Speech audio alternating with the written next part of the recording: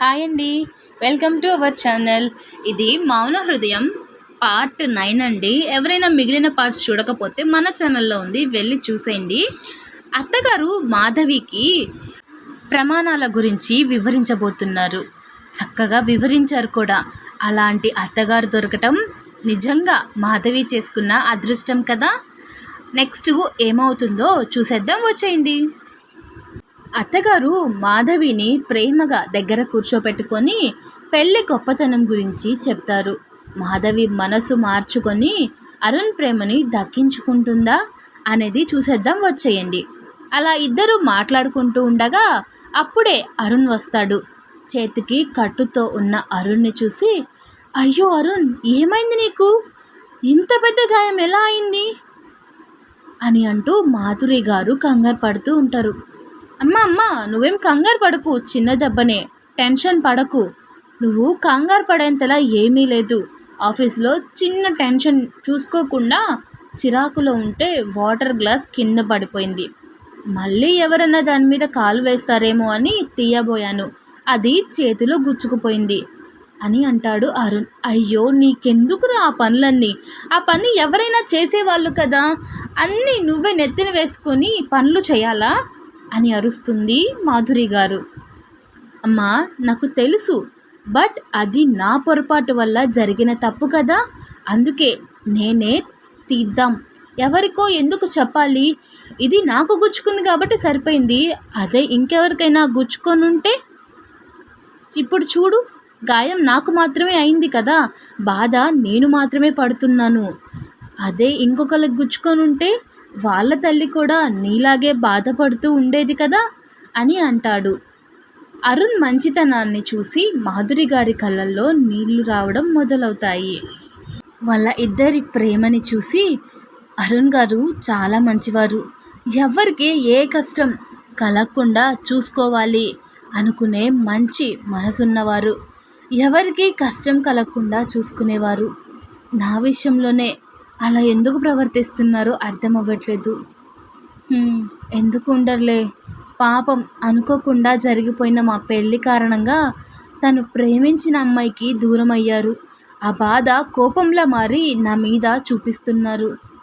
ఆయన మనస్ఫూర్తిగా నన్ను తన భార్యగా ఒప్పుకుంటే నా అంత అదృష్టవంతురాలు ఇంకెవరు ఉండరేమో అంటూ ఆలోచిస్తూ ఉంటుంది. మాధవి మాధవి అని మాధురి గారు తనని కదపటంతో ఈ లోకంలోకి వచ్చిన మాధవి, అత్తయ్య గారు చెప్పండి అని అంటుంది. ఏంటమ్మా, ఏం ఆలోచిస్తున్నావు? ఇన్నా నుంచి పిలుస్తూనే ఉన్నాను అని అంటుంది. అదేమీ లేదు, ఏదో గుర్తొచ్చిందంతే. సరే వెళ్ళి హాట్ వాటర్ ఇంకా డెటాల్ తీసుకొని రాపో అని పంపిస్తుంది. సరే అత్తయ్య గారు అంటూ కిచెన్లోకి వెళ్తుంది. అమ్మా, నాకేమీ కాలేదన్నా కదా అని అంటాడు అరుణ్. ఊరుకోరా, నీకేమీ తెలీదు, హాట్ వాటర్తో క్లీన్ చేసి కట్టుకడతాను అంటూ బాధపడుతూ ఉంటుంది మాధురి గారు. మాధురి గారు ఆ విధంగా కంగారు పట్టం చూసి ఇంకా అరుణ్ కూడా సైలెంట్ అవుతాడు. ఇంతలో మాధవి కిచెన్లో నుంచి వచ్చి, ఇదిగోండి అత్తయ్య అంటూ ఇవ్వబోతుంది.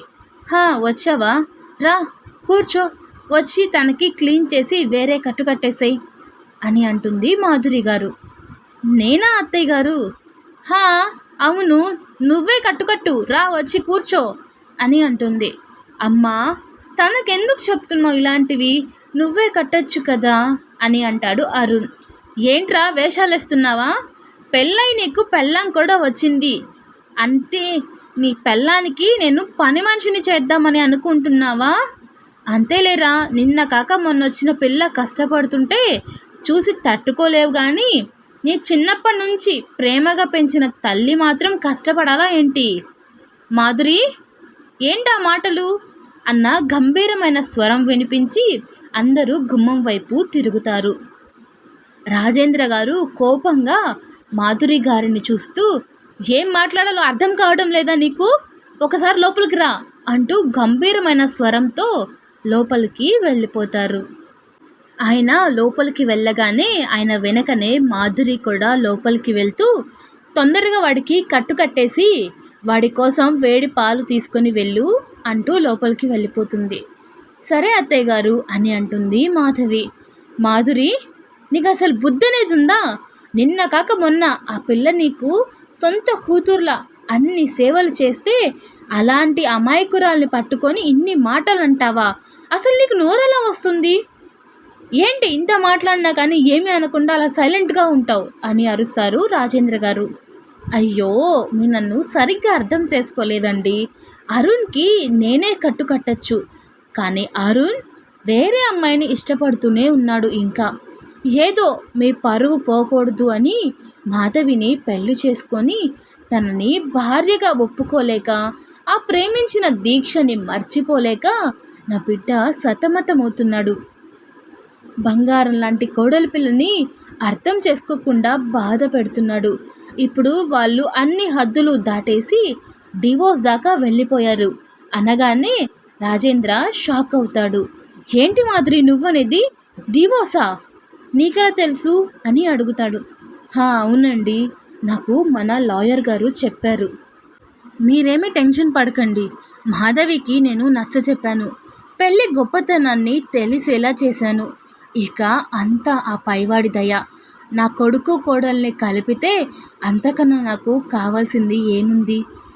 దానికి పునాది వేయాలనే ఈ చిన్న ప్రయత్నం. అరుణ్కి మాధవిని ఎంత దగ్గరగా ఉంచితే తన మంచి మనసు అరుణ్కి తొందరలోనే తెలుస్తుంది. వాళ్ళని కలపడానికి నేను ఇంట్లో ప్రయత్నిస్తాను, మీరు ఆఫీస్లో ప్రయత్నం చేపించండి అని అంటుంది. ఆఫీస్లోనా? అది ఎలా అని అడుగుతాడు. మీరు ఒక పని చేయండి, రేపటి నుంచి ఆఫీస్కి వెళ్ళడం మానేసేయండి అని అంటుంది. అదేంటి, ఆఫీస్లో వాళ్ళని కలపడానికి ట్రై చేయండి అన్నావు, అంతలో నన్ను ఆఫీస్కి వెళ్ళొద్దు అంటున్నావు. అసలు ఏం చేస్తున్నావు అర్థమవుతుందా అని అంటాడు రాజేంద్ర. బాగానే అర్థమవుతుంది, మీలాగా నాది మట్టి బుర్ర అయితే కాదులేండి అని అంటుంది. ఏంటి, నాది మట్టి బుర్రనా? మరి కాకపోతే మీరు ఆఫీస్కి వెళ్లకుండా కొడుకు కోడల్ని పంపించండి అని అంటుంది. ఇదేనా నీ బుర్ర? నాది మట్టి బుర్ర కదే, నీదే మట్టి బుర్ర. వాళ్ళని ఆఫీస్కి పంపితే నేను వెళ్ళకపోతే అక్కడ భారం అంతా అరుణ్ మీద పడుతుంది. ఇంకా మాధవిని పట్టించుకునే టైం ఎక్కడుంటుంది వాడికి అని అంటాడు రాజేంద్ర గారు. అయ్యో, ఆఫీస్కి వెళ్ళొద్దు అన్నాను కానీ మీరు వర్క్ చెయ్యొద్దు అన్నానా?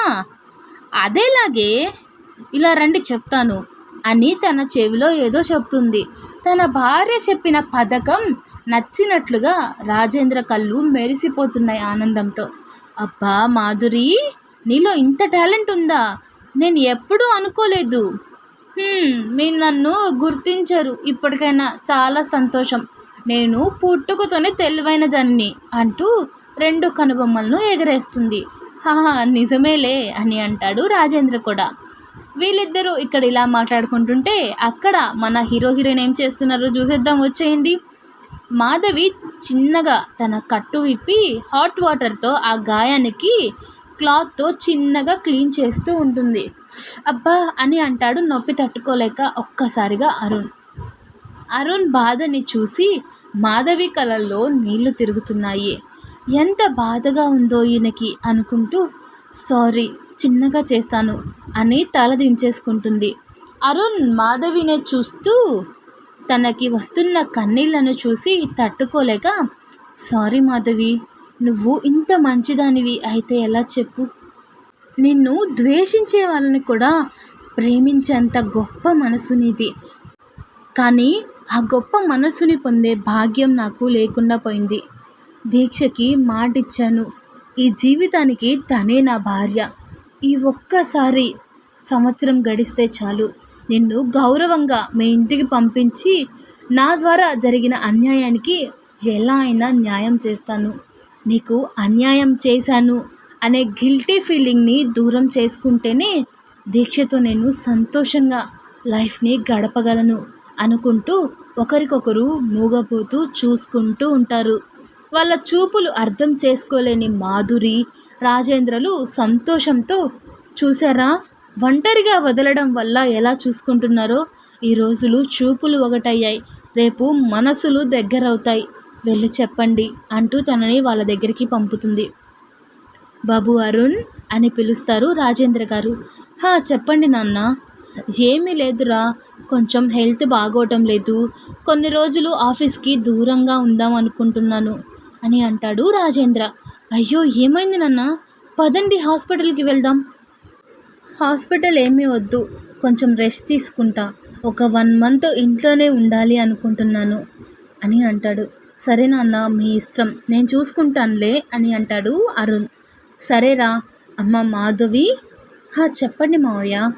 అమ్మ నువ్వు కూడా ఆఫీస్కి వెళ్ళు వాడితో పాటు అని అంటాడు రాజేంద్ర. ఎందుకు నాన్న తను?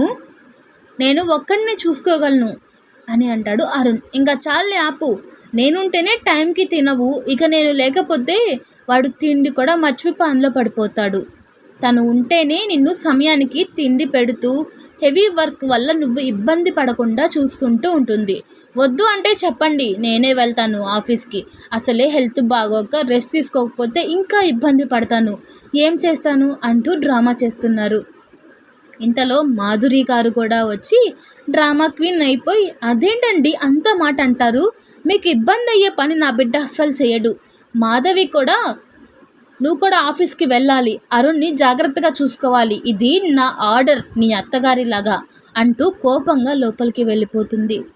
సరే నాన్నగారు, అలాగే వెళ్తాంలే, అమ్మని టెన్షన్ పడద్దు అని చెప్పండి.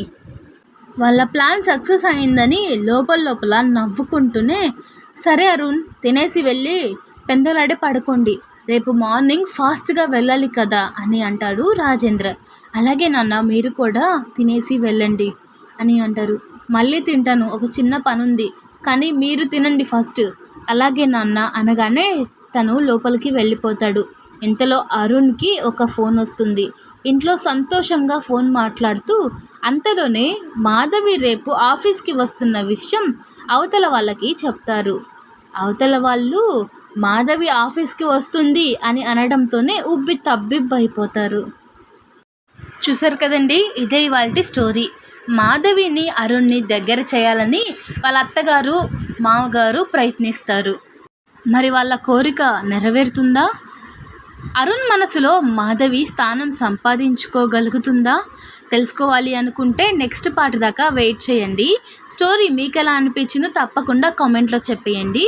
అలాగే ఈ స్టోరీకి తప్పకుండా లైక్ చేయండి. మీరు కొట్టే ఒక్క లైక్ నా వీడియోస్ని ఇంకో 10 మందికి చేరేలా చేస్తుంది. మీరు పెట్టే ఒక్క కామెంట్ నాకు మరొక స్టోరీ రాయాలి అనే కోరికని పెంచుతుంది. మీ ఒక్క సబ్స్క్రైబ్ నాకు ఎంతో బలాన్ని ఇస్తుంది. Thanks for watching.